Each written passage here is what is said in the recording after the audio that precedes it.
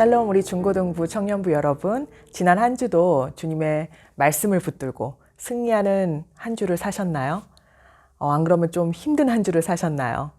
지금 우리가 어떠한 상태에 있던 우리가 우리의 정성을 다해 온 마음을 다해 주님 앞에 힘차게 예배드리기를 원합니다. 그리고 오늘 예배를 통해서 주님의 음성을 듣기를 원합니다. 우리 다 같이 사도신경으로 예배를 시작하도록 하겠습니다. 전능하사 천지를 만드신 하나님 아버지를 내가 믿사오며 그 외아들 우리 주 예수 그리스도를 믿사오니 이는 성령으로 잉태하사 동정녀 마리아에게 나시고 본디오 빌라도에게 고난을 받으사 십자가에 못 박혀 죽으시고 장사한 지 사흘 만에 죽은 자 가운데서 다시 살아나시며 하늘에 오르사 전능하신 하나님 우편에 앉아 계시다가 저리로서 산 자와 죽은 자를 심판하러 오시리라.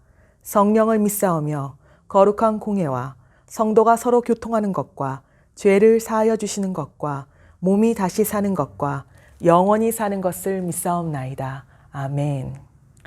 지금은 우리가 다 같이 힘차게 주님께 찬양을 올려드리려고 하는데요. 첫 번째 찬양은 하늘 위에 주님밖에, 그리고 전능하신 나의 주 하나님은, 이 두 찬양을 가사를 생각하며 주님께 찬양 드리도록 하겠습니다.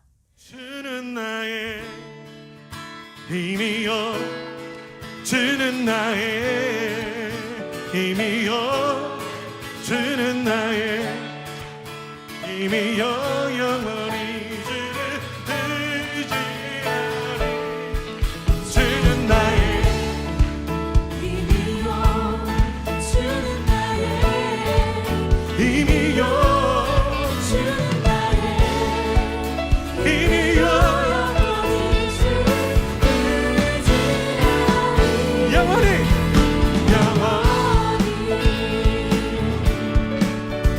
아멘.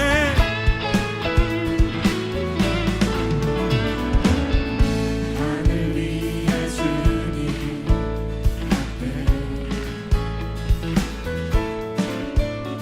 내가 사모할 자 이 세상에 없네.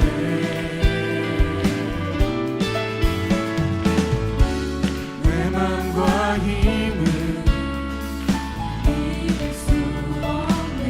그러나 오직 한 가지, 오직 한 가지, 그 진리를 믿네. 주는 나의 힘이여, 주는 나의 힘이여, 주는 나의 힘이여, 영원히 주를 의지. 주는 나의 힘이여, 주는 나의 힘이여,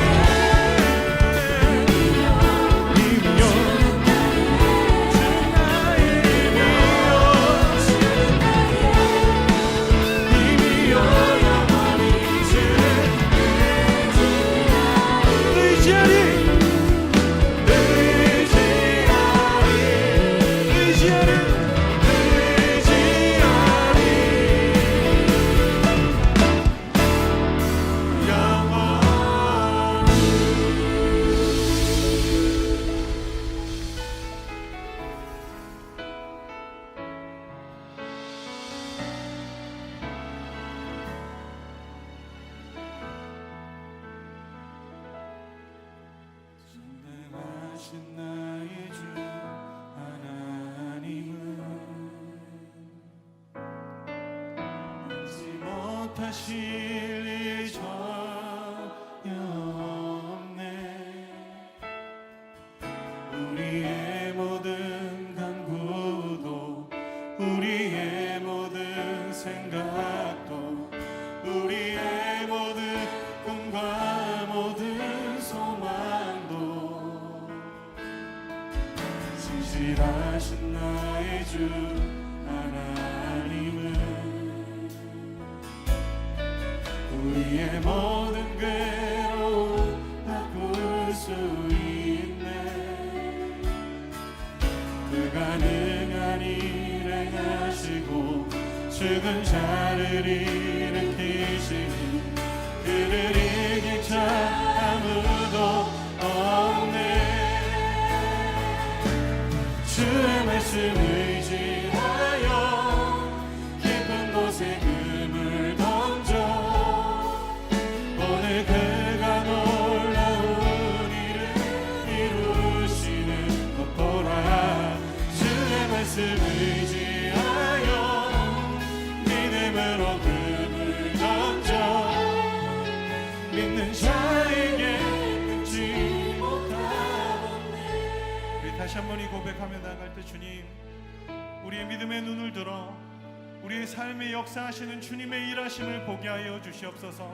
내 삶의 문제나 내 상황이 아니라 내 삶 속에 일하시는 주님의 뜻과 계획하심 앞에 나의 시선과 나의 마음을 하나님 고정할 수 있도록 하나님 내 마음을 붙들어 주시옵소서. 우리 함께 믿음으로 고백하며 나아갈 때 우리 자매님들이 먼저 고백하며 나아갔으면 좋겠습니다.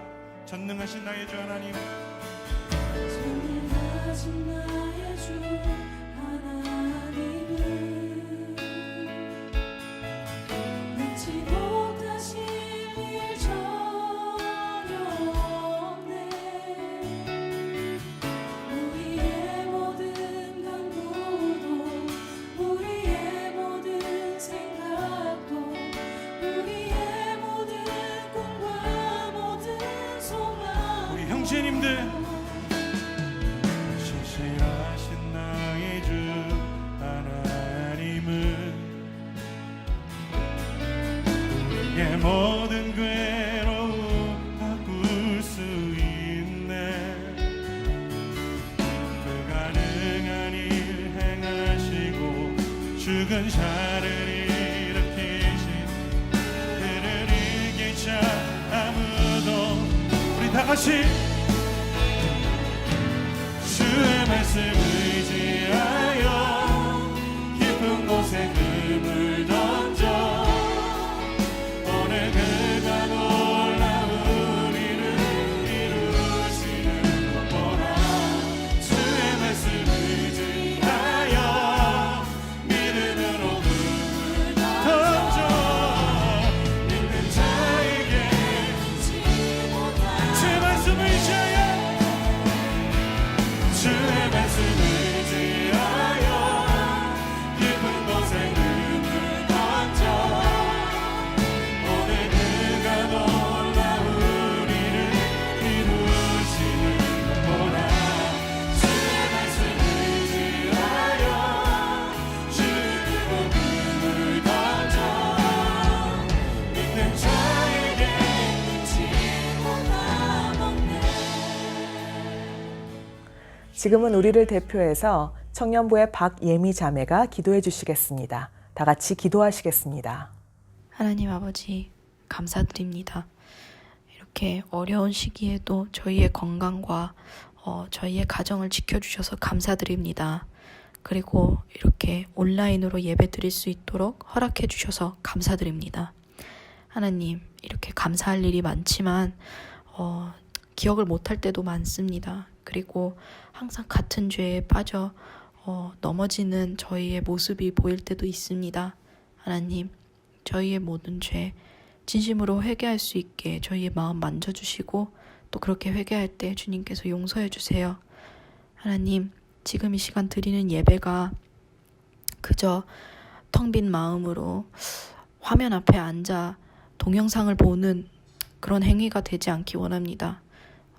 비록 온라인으로 드리고 이제 말씀 전하시는 전도사님을 직접 뵐 수는 없지만 하나님 잘 집중해서 예배를 잘 드릴 수 있도록 도와주시고 또 전도사님께서 전하시는 말씀이 저희의 마음에 자리 잡을 수 있게 도와주세요. 생활 속에서 저희가 깨닫는 말씀 실천하기 원합니다. 하지만 저희 힘으로는 할 수 없습니다. 주님, 주님의 도움이 필요합니다. 도와주시고 붙들어 주세요. 이 모든 말씀 예수님의 이름으로 기도드립니다. 아멘. 오늘 우리가 다 같이 살펴볼 말씀은 사사기 6장 11절에서 16절 말씀입니다. 사사기 6장 11절에서 16절 말씀. 다 같이 한 목소리로 읽도록 하겠습니다. 여호와의 사자가 아비에셀 사람 요아스에게 속한 오브라에 이르러 상수리 나무 아래에 앉으니라. 마침 요아스의 아들 기드온이 미디안 사람에게 알리지 아니하려 하여 밀을 포도주 틀에서 타작하더니 여호와의 사자가 기드온에게 나타나 이르되 큰 용사여 여호와께서 너와 함께 계시도다 하매 기드온이 그에게 대답하되 오 나의 주여 여호와께서 우리와 함께 계시면 어찌하여 이 모든 일이 우리에게 일어났나이까. 또 우리 조상들이 일찍이 우리에게 이르기를 여호와께서 우리를 애굽에서 올라오게 하신 것이 아니냐 한 그 모든 이적이 어디 있나이까. 이제 여호와께서 우리를 버리사 미디안의 손에 우리를 넘겨주셨나이다 하니 여호와께서 그를 향하여 이르시되 너는 가서 이 너의 힘으로 이스라엘을 미디안의 손에서 구원하라. 내가 너를 보낸 것이 아니냐 하시니라. 그러나 기드온이 그에게 대답하되 오 주여 내가 무엇으로 이스라엘을 구원하리이까. 보소서 나의 집은 므낫세 중에 극히 약하고 나는 내 아버지 집에서 가장 작은 자니이다 하니 여호와께서 그에게 이르시되 내가 반드시 너와 함께 하리니 네가 미디안 사람 치기를 한 사람을 치듯 하리라 하시니라. 아멘. 오늘 본문은 우리가 너무나도 잘 알고 있는 기드온의 이야기입니다. 6장 1절에 보면 그 당시 이스라엘은 또 여호와의 목전에 악을 행함으로 7년간 미디안의 지배를 받으며 고통 중에 신음하고 있었습니다. 하도 미디안 족속이 식량과 가축을 빼앗아가다 보니 얼마나 그 어려움이 심했는지 그들의 눈을 피해 이스라엘 백성이 산굴을 파고 지낼 정도였습니다. 6절에 보니 고통이 심해지자 이스라엘 백성은 하나님께 부르짖기 시작합니다. 그리고 이스라엘을 미디안으로부터 구원하기 위해 하나님은 한 사람을 선택하십니다. 하나님은 항상 사람을 통해 일하시는 것을 볼 수가 있는데요. 그래서 기도의 응답으로 하나님은 의외의 인물을 선택하시는데 바로 그 사람이 기드온이었습니다. 왜 기드온이 의외의 인물인가 하면 우리는 대부분 한 백성을 구원하기 위해 택함을 받은 사람이라면 굉장히 용감하고 대담하고 전략가이고 전쟁터에서 잔뼈가 굵은 굉장한 장수나 용사를 떠올리게 됩니다. 하지만 본문에 등장하는 기드온은 그런 모습과는 거리가 멀었어요. 전혀 그런 모습이 아니었습니다. 그래서 인간적인 눈으로 봤을 땐 의외의 인물이었지만 하나님께서 어떤 사람들을 들어쓰시나 성경의 인물들을 찬찬히 살펴보면 그리 놀라운 것은 아니라는 것을 발견할 수가 있습니다. 하나님께서 쓰시는 사람의 기준이 있는데요. 절대로 스펙이나 외모가 기준이 되지 않습니다. 그 사람이 얼마나 많은 것을 갖고 있나도 기준이 아닙니다. 오히려 하나님은 눈에 보이는 기준이 아닌 눈에 보이지 않는 기준을 중요하게 보십니다. 우리 다 같이 사무엘상 16장 7절을 볼까요? 사무엘상 16장 7절을 보면 사람은 외모를 보거니와 나 여호와는 중심을 보느니라 라고 적고 있습니다. 하나님한테는 그 사람이 능력이 있는가 없는가가 중요한 게 아니라 그 사람이 하나님의 말씀에 전적으로 순종할 수 있는 겸손한 마음을 갖고 있는가를 중요하게 보십니다. 그래서 하나님이 성경의 인물들을 부르시는 그 타이밍을 보면요. 모세도 이집트의 왕자였을 때 부르신 게 아니에요. 오히려 살인자가 되어 도망자가 돼서 그 화려한 왕궁을 떠나 광야에서 40년의 세월을 보낸 뒤 그 마음이 가난해지고 낮아질 대로 낮아져서 내 힘으로는 아무것도 할 수가 없습니다라는 고백을 할 때 모세를 부르시고 사명을 맡기셨습니다. 다윗도 일상 가운데 양을 치며 아무도 주목하지 않은 그때 찾아오셔서 그를 기름 부으시고 왕으로 세우셨어요. 사울 왕도 스스로 작게 여겼을 때 하나님께서 그를 이스라엘의 첫 번째 왕으로 세우셨습니다. 내 자아로 가득 찼을 때가 아닌 내가 아무런 힘이 없다는 것을 알고 내 마음이 가난하고 낮아졌을 때, 그래서 하나님을 의지할 수밖에 없는 상태일 때 하나님은 그런 자를 선택하시고 힘과 능력을 부어주시며 그 사람을 통해서 일하시는 것을 볼 수가 있습니다. 기드온도 가장 무기력하고 연약했을 때 여호와의 사자가 나타나 기드온과 이스라엘 백성을 향한 하나님의 놀라운 계획을 알려줍니다. 여호와의 사자가 이 원대한 사명을 알려주기 위해 기드온에게 나타났을 때 무슨 전쟁터나 왕궁에서 훈련받고 있을 때 만난 게 아니에요. 소위 여러분 표현대로 하자면 굉장히 찌질하게 숨어서 자기가 먹고 살겠다고 그 식량을 미디안 사람들에게 빼앗기지 않으려고 그 좁은 포도주 틀에서 밀을 타작하고 있을 때 나타났어요. 원래 밀은 넓은 마당이나 타작을 위해 만든 뜰에서 타작용 소나 마차를 끌고 하는 것인데, 기드온은 그 좁디 좁은 포도주 틀에서 미디안 사람들에게 들키지 않으려고 애를 쓰며 밀을 타작하고 있었던 것입니다. 기드온의 모습은 전혀 나라를 구할 만한 어떤 리더의 멋있는 모습이 아니었어요. 하지만 그런 연약한 기드온에게 여호와의 사자가 나타나서 한 말은 전혀 기드온과 어울리지 않는 말이었습니다. 12절에 여호와의 사자가 기드온을 뭐라고 부르죠? 바로 큰 용사여, 여호와께서 너와 함께 하신다라고 말합니다. 그냥 용사도 아니라 큰 용사라고 표현하고 있어요. 여기서 나오는 큰 용사는 영어로 보면 mighty warrior이라고 나오는데요. 아주 파워풀하고 강력한 전사를 뜻합니다. 하지만 현실은 전사는커녕 웅크리고 식량을 빼앗기지 않으려고 애쓰는 너무 초라한 모습이 기드온의 현실이었어요. 15절에 보면 기드온도 본인의 모습을 이렇게 표현하고 있습니다. 오 주여, 내가 무엇으로 이스라엘을 구원하리이까? 보소서, 나의 집은 므낫세 중에 극히 약하고 나는 내 아버지 집에서 가장 작은 자입니다 라고 말하고 있어요. 여기서 가장 작은 자, 그 스페인어로 찾아보니까 insignificante, 존재감이 없는 자입니다 라고 말하고 있어요. 이게 오랜 고난을 겪다 보니 기드온의 마음은 무기력해져 있었고 깊은 절망감 가운데 있었던 거예요. 도대체 무엇을 보고 하나님께서는 기드온을 향해 큰 용사여라고 부르신 걸까요? 여기에서 큰 용사의 전제 조건은 딱 하나입니다. 바로 하나님께서 함께 하신다는 것입니다. 이보다 더 필요한 조건이 무엇이 있을까요? 능력의 주께서 내가 너와 반드시 함께 한다라고 말씀하시는데 무엇을 두려워할 필요가 있겠습니까? 천지를 지으신 만군의 여호와가 함께 하신다. 이거 한마디로 게임 오버입니다. 더 이상의 조건이 필요가 없습니다. 아무리 상황이 힘들고 어려워도 하나님께서 함께 하시면 아무것도 문제가 되지 않습니다. 우리가 고난 중에도 담대할 수 있는 이유는 하나님이 함께 하시기 때문입니다. 하나님이 함께 하시기에 어떤 장벽도 돌파하고 뛰어넘고 통과할 수 있는 것입니다. 그런데요, 가장 무서운 것은 그와 반대로 우리의 삶 가운데 하나님께서 함께 하시지 않는 것입니다. 하나님 없이 공부할 수 있고요. 하나님 없이 일할 수 있고요. 심지어 하나님 없이 사역할 수 있어요. 그리고 하나님 없이 성공할 수 있습니다. 하지만 하나님이 없는 성공은 재앙입니다. 지금 당장은 좋아 보이지만 그 길의 끝은 멸망이자 완전한 실패예요.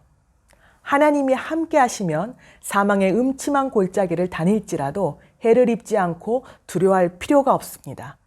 하나님이 함께 하시면 그 어디나 하늘나라예요. 어디를 가든 어디에 있든 그 사람은 형통해요. 형통하다는 뜻은 말 그대로 잘 되어가다라는 말입니다. 스페인어로는 프로스페랄. 그런데 그 인생에 아무 어려움이 없고 꽃길만 걷는 것을 형통하다고 성경은 표현하지 않습니다. 성경에서 말하는 형통함은요, 늘 좋은 상황을 말하는 것이 아니라 어떠한 장애물과 고난이 찾아와도 능력의 하나님이 함께 하심으로 뚫고 나아가는 것, 그리고 그 환경의 다스림을 받는 것이 아니라 환경에 굴복하는 것이 아니라 하나님의 능력으로, 믿음으로 그 상황을 지배해버리는 것, 그것을 형통하다고 표현합니다. 성경에 보면 요셉도 보디발 장군의 집에 노예로 팔려갔어요. 심지어 나중에는 억울한 누명을 쓰고 감옥에 갇혀 있을 때도 상황으로 봐서는 잘된 게 하나도 없는 것 같아요. 하지만 하나님께서 요셉과 함께 하심으로 그가 형통하였더라 라고 성경은 말하고 있어요. 이렇게 하나님께서 함께 하시면 모든 것이 형통하고 두려워할 게 없는데, 그런데 왜 기드온은 하나님께서 함께 하신다고 강력하게 말씀하셨는데도 계속 두려워하고 이런저런 변명을 늘어놓았을까요? 그 이유는 바로 함께 하시는 하나님께 시선을 두지 않고 자기 자신과 문제의 시선을 두고 있었기 때문입니다. 당연히 내 시선을 내 자신한테 두고 그 육신의 눈으로 내 상황을 보면 절망할 수밖에 없어요. 한숨이 나올 수밖에 없습니다. 우리도 기드온과 마찬가지로 어떤 문제에 맞닥뜨렸을 때, 감당할 수 없는 일을 만났을 때 문제보다 크신 하나님께 우리의 시선을 두고 하나님을 신뢰하기보단 문제의 크기나 그 심각성 자체 혹은 해결할 아무런 능력도 없는 내 자신에게 시선을 두고 두려워하고 절망합니다. 하지만 하나님의 사람은 하나님의 말씀에 입각해서 믿음의 눈으로 내 자신과 내 모든 처한 상황을 바라봐야 돼요. 우리가 잘 알고 있는 12명의 정탐꾼들의 이야기도 그들이 어떠한 눈으로 상황을 평가했는지에 따라 판이하게 다른 결론에 이르게 되는 것을 볼 수가 있습니다.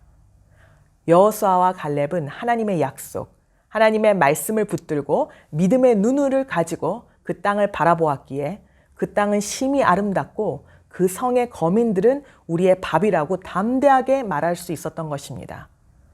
마찬가지로 우리가 아무런 능력 없는 내 자신과 문제를 묵상하는 것이 아니라 하나님의 말씀에 기초한 믿음의 렌즈를 통해 우리의 상황을 바라볼 수 있어야 돼요. 그런 영적인 눈이 우리 모두에게 필요합니다. 우리 가운데 기드온처럼 오랫동안 고통 가운데 마음과 삶이 무기력해져 있고 지쳐 있고 패배감에 젖어 있는 그런 상황 가운데 있으십니까?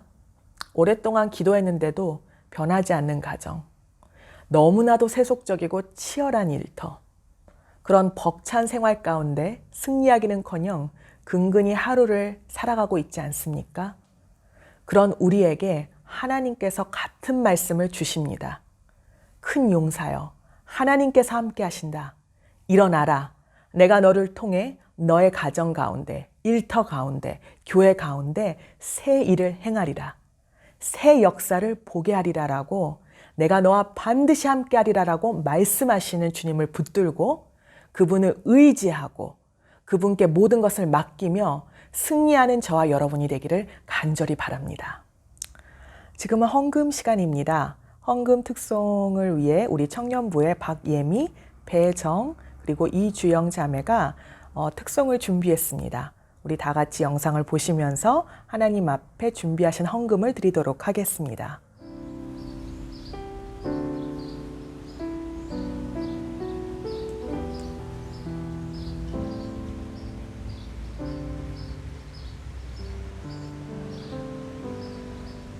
놀라우신 사랑으로 내게 찾아온 생명의 빛, 나를 붙잡는 실패의 자리 딛고 일어나 구원의 주를 외치리. 다시 한번 외쳐 부르니 예수여 나를 돌아보라.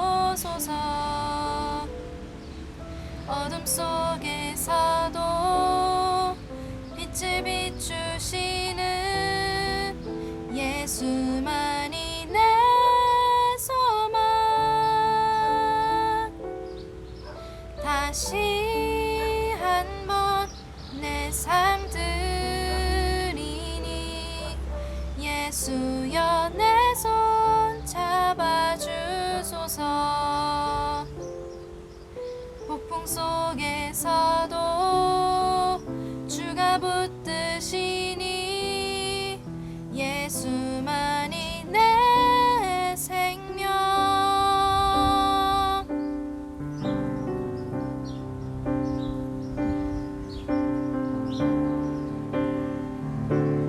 오 놀라우신 사랑으로 내게 찾아온 위로의 빛. 나를 누르던 세상의 말들 떨쳐버리고 구원의 주를 외치리. 다시 한번 외쳐 부르니 예수여 나를 돌아보소서. 어둠 속에서도 빛을 비추시는 예수만이 내 소망. 다시 한번 내 삶 드리니 예수여 내 손 잡아주소서. 폭풍 속에서도 주가 붙드시니 예수만이 내 생명. 다시 한번 외쳐 부르니 예수여 나를 돌아보소서. 어둠 속에서도 빛을 비추시는 예수만이 내 소망. 다시 한번 내 삶 드리니 예수여 내 손 잡아주소서. 폭풍 속에서도 주가 붙드시니 예수만이 내 생명. 예수만이 내 생명.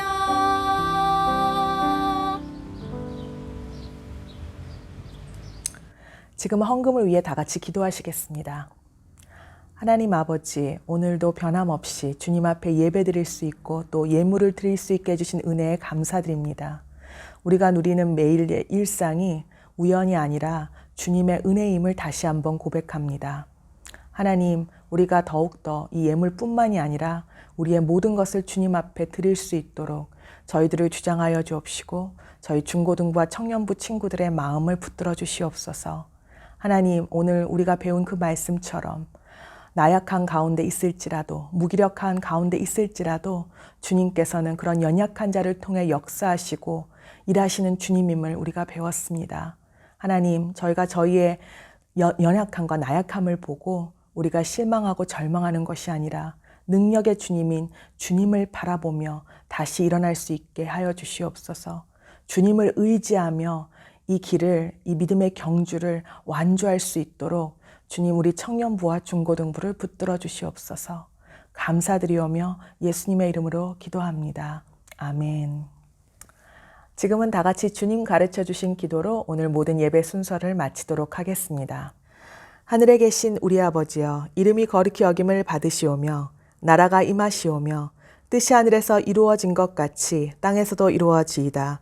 오늘 우리에게 일용할 양식을 주시옵고 우리가 우리에게 죄 지은 자를 사하여 준 것 같이 우리 죄를 사하여 주시옵고 우리를 시험에 들게 하지 마시옵고 다말에게서 구하시옵소서. 나라와 권세와 영광이 아버지께 영원히 싸움나이다. 아멘. 지금은 광고 시간입니다. 우리 첫 번째 광고는요, 우리 꽈렌테나 챌린지에 관련된 광고인데요. 이제 드디어 1차 점검 영상을 올릴 때가 됐어요. 그래서 지금 영상을 계속해서 받고 있는데요. 아마 화요일쯤이면 그 영상을 보실 수 있게 될 것 같습니다.